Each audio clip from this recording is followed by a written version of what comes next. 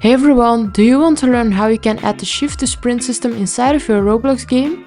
In this tutorial, I will show you how you can implement the system so players can quickly run around your map by holding shift. Also, I just want to quickly mention, if you want to support me and download all of the tutorial files, you can become a patron by using the link in the description. Okay, so first of all, let's go over to starter player, go to starter character scripts and insert a local script. Okay, so first of all, let's remove this right here.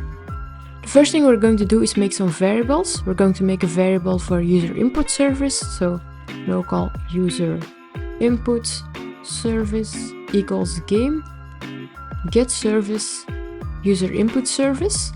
We're going to use this to detect whenever the player holds shift. Now let's make a variable for the player themselves, so local player equals game dot players dot local player. Now we're going to make a variable which stores the speed that the player will have when holding shift. In this case we're going to use 30, so local speed equals 30. Now we're also going to store the original speed that the player has in case you want to change that later. It will pick it up, this script, so local original speed equals player dot character find first child humanoid dot walk speed. So we're getting the current walk speed, we're storing it in this variable so we can reset it to this original speed whenever they stop holding shift. Now we're going to make a function which turns on or turns off the sprint.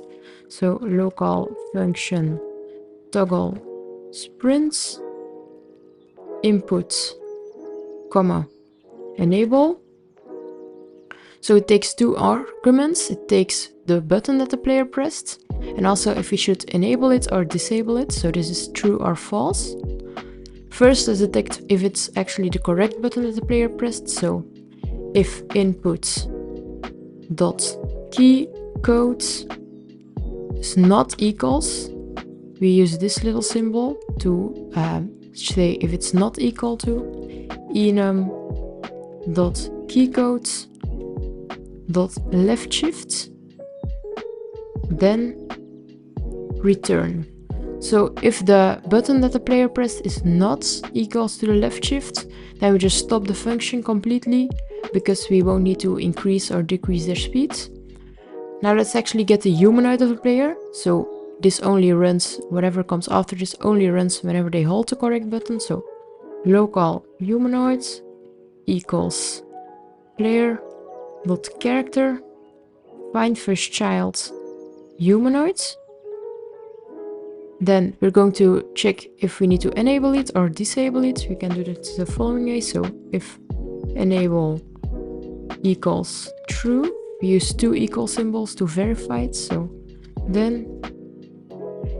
if we need to enable it, we're going to change the walk speed. So humanoid dot walk speed equals speed. So we're changing it to the speed that we stored in this variable. And if we need to disable it, so else, we're going to reset the speed to the original speed that we saved in the beginning of the script. So humanoid dot walk speed equals original speed. Now we need to actually run the function whenever they hold a button. We can do this by using user input service. So user input service dot input begin connect function, and we're going to have one parameter and that's input. Now we're going to fire this function, so toggle sprint input comma true. So when a new button is pressed, we're going to toggle this, we're going to run this function, we're going to give it the input so this function can verify whether it's the correct button, and we're also going to say to enable it, so true. Now we can just copy paste this and paste it right here, but we need to change a few things. It's not input began, but it's input ended. And we don't want to enable it if the input ends, we want to disable it, so we're going to put false right here. Okay, so now let's close it with the little close icon here. Okay, so now let's test it out. So go over to play, let it load, and if we hold shift and run, As you can see, we go faster, and if we stop holding it, we go slower. However, we might want to customize it a little bit, so I'm going to show you how you can easily do that.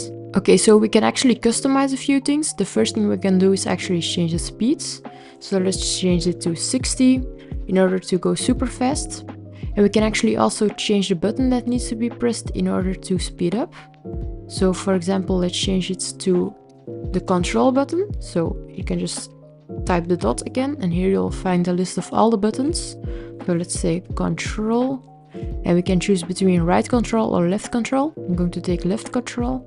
And now if we hold left control, we should speed up. So let's go over to play, let it load. And if we hold control, as you can see, we go way faster than before. And if we hold shift, nothing happens. So everything is working. Make sure to like and subscribe if you enjoyed the video, and see you in the next one.